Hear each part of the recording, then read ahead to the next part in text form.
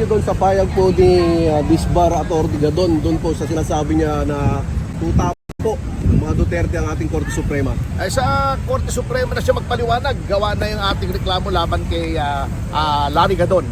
At ipafile po mamaya. Larry Gadon, hey! Ito po ang abogado na tunay ng bayan, Attorney Topacio. Go ahead ka, Attorney, magka-cover ako. Naka-live ka rin. Opo, thank you, Tol. At ito nga, maaga tayo rito sapagkat ito po ay walang politika ito.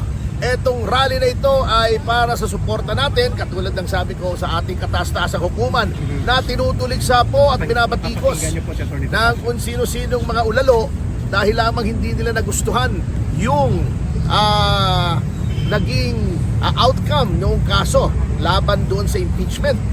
Kung tutusin, ang Kamara po may kasalanan dito. Huwag nilang sisihin ang kahit sino kundi sarili nila. Kapag palpak sila palpak ang proseso nila. Pagkatapos magagalit sila. Ngunit kung ano po man yon, dapat galagin ang kataas-taasang hukuman at ang rule of law. Sapagkat kung walang rule of law, kanya-kanya ng interpretasyon. Gulo na po yan.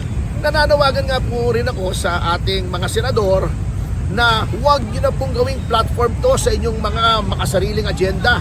Lalong-lalo na si Senator Rizon Tiveros, si Senator Bam Aquino, si Senator Kiko Pangilinan. Sundin nyo. At nakakahiya naman si Senator Pangilinan. Kung abogado siya, hindi niya susundin. Di bali siguro si Senator Bam, si Senator Ontiveros. Kumbaga, patawarin nyo sila, hindi nila alam ang kanilang ginagawa. Ngunit si Senator Pangilinan naman, at saka payo ko rin po sana, kung hindi naman sana ikagagalit ni Senator Tito Soto, may kasabihan po sa Batangas, ang naniniwala sa sabi-sabi, walang awa sa sarili. Huwag na kayong makinig doon sa legal luminary. Ang legal luminary, quote-unquote, na nagsasabing huwag kayong sumunod sa Korte Suprema, hindi po legal luminary yan. Pula luminary yun. Mga kababayan, tanungin ko na si Attorney Topacio. Thank you sa mga fellow live stream and social media practitioner. Attorney Topacio, bakit kailangan pong magkaroon ng panawagan ngayon ng taong bayan na idulog sa Korte Suprema ang pagdidisiplina dito sa mga walang galang sa naging desisyon ng Korte Suprema? Gaano kahalaga ito sa interes ng ating bayan sa tinatawag po ninyong rule of law? Unang-una po bilang isang officer of the court, sapagkat lahat po ng miyembro ng Philippine Bar, mga abogado, ay mga officers of the court. Bilang officers of the court, katungkulan po namin ay pagtanggol ng dignidad at integridad at ang reputasyon ng kataas-taasang hukuman laban sa mga tumutuligsa sa kanya at nag-criticize unfairly. Alam niyo po, hindi naman po masamang umuna. May freedom of expression po tayo na garantisado ng ating Bill of Rights. Ngunit, hindi po ibig sabihin may freedom ka, it is unbridled freedom. Lahat po ay may hangganan kapag yan po ay nagko-cross na ng line between legitimate criticism and personalities, insults, scurrilous libel, yung paninirampuri na katulad ng sinasabing kaya daw nanalo puro appointee ni Duterte. Yung hindi nga appointee ni Duterte nakisama. Ganoon katindi ang pagkakamali ng Kamara na kahit yung ka-appoint lang ni Pangulong Marcos ay kumampi sa majority ng Supreme Court. Correct.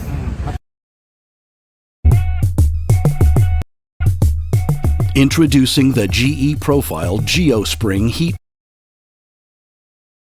Yung appointee ni Pangulong Benigno Aquino Duterte na siyang Senior Associate Justice at noong ginawa yung desisyon ay Acting Chief Justice. Yun ang unang-una, siya yung ponente. Yung mga nagsasabi ng mga ganito, ganoon laban sa Korte Suprema, they do not know how the court works. At mamaya po ipapaliwanag natin. Alam niyo po, kung may time kayo, ganito po kasi yan. Para maliwanagan ng iba, kasi yung iba dyan, hindi abogado. Hindi naman natin sinasabi, porket hindi abogado, hindi na pwedeng pumuna. Ngunit, siyempre, huwag naman yung sabihin, mas tama pa kayo kaysa sa 13 maestrado. Number 2, yung mga nagsasabing ganito, ganon, tuta ni Duterte, they do not know how the court works. Baka kung abogado man sila, they have not been to the Supreme Court. They have not argued before the Supreme Court. Ganito po yan, para mapaliwanag ko. Kapag may isang kaso po, yan ay ina-assign sa isang ponente. Yan. Yung ponente yan ay gagawa ng isang ponensya na sa tingin niya, yun ang tamang desisyon. Hindi pa po yun ang final. Draft pa lang po yun. Yan po ay sinisirculate sa lahat ng mahistrado.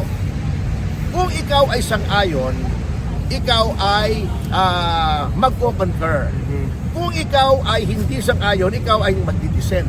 Kung yung draft ng ponente ay mas marami ang nagdi-dissent, yun ay magiging minority opinion.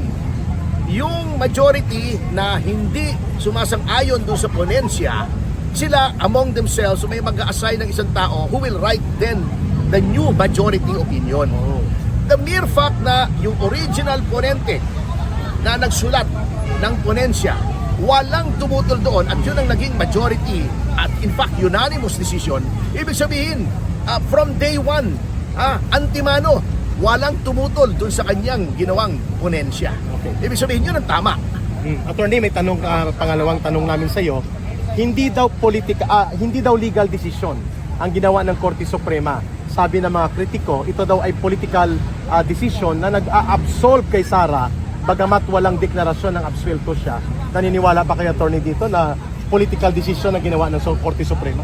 Basahin muna nila yung 97-page decision pati yung mga concurring opinions. Hindi po ina-absolve. In fact, napakaklaro po ron. Meron pang mga ibang avenues for redress. Yung mga nagsasabing may kasalanan si Vice President Sara Duterte na hindi po foreclosed, ibig sabihin hindi nasarhan yung mga avenues na yon. Pwede silang pumunta sa ombudsman, pwede sila mag-file ng admin, etc. Ang pinigil lang po ay impeachment. Bakit pinigil ang impeachment? Sapagkat defective po. Hindi ko sinasabing mga muka ng mga prosecutors ang defective, katulad ni Luistro, ni De Lima, ni Kapunan. Wala po akong sinasabing mga pagbubuka nila ang defective. Klaro po yan. Yung ginawa po nilang articles ang defective. Okay, klaro. So hindi ito political decision, it is correctly legal and constitutional. Opo, paano hindi magiging legal yan? Kataas-taas ang